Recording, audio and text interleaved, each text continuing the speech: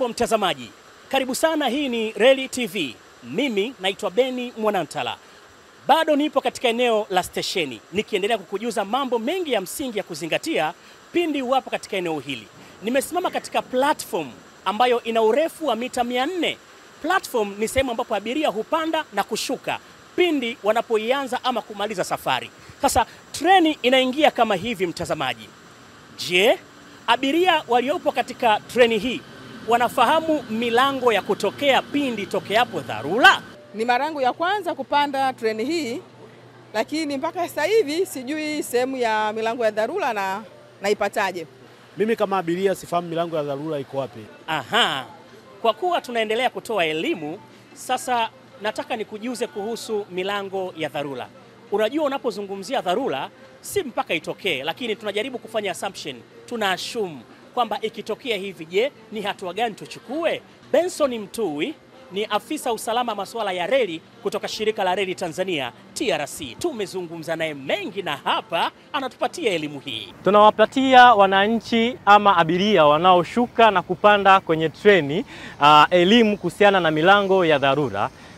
Moja, ukiwa unashuka kwenye treni, umetokea Dodoma unakuja Dar es Salaam, wakati unapofika stesheni ya John Pombe Magufuli ama stesheni ya Dar es Salaam, ukiwa unashuka kwenye treni, mlango wa dharura ama emergency door upo upande wa kushoto wa kuingilia wakati unaingia kwenye lango la stesheni. Lakini wakati unapanda treni kutokea Dar es Salaam kwenda Dodoma, unapofika kwenye lango la kupandia treni, mlango wa dharura upo upande wa kulia wa lango la stesheni ya John Pombe Magufuli.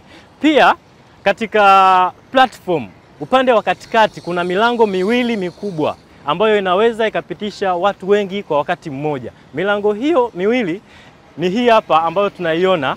Kuna mlango wa kwanza mkubwa na pia kuna mlango wa pili huko mbele mkubwa pia, ambao unaweza ukapitisha watu wengi kwa wakati mmoja. Lakini licha ya milango hii ya katikati, pia kuna mlango mwingine kule wakati unaingia stesheni ya Dar es Salaam kutokea Dodoma. Rai yangu kwa wananchi na watumiaji wa SGR, elimu hii waizingatie kwa sababu ni muhimu sana katika swala zima la usalama na mustakabali wa national and international safety standards. Tumepata elimu kuhusu milango ya dharura iliyopo katika eneo la platform. Lakini je, abiria wanaoingia ndani ya jengo hili wanafahamu milango ya dharura ipo wapi? Hakuna taarifa yote inayoonyesha mlango wa dharura. Tunajua tu kuna mlango wa kuingia na kutoka. Mlango wa dharura tujue. Ama kwa hakika nimepata elimu kubwa sana kuhusu mambo ya msingi ya kuzingatia pindi niingiapo katika jengo hili la station ya Magufuli hapa Dar es Salaam.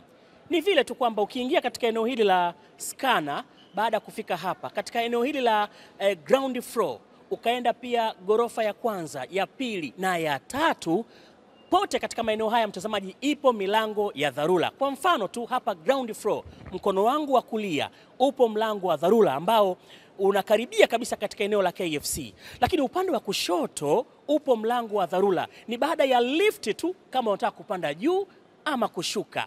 Huko nako pia milango ipo.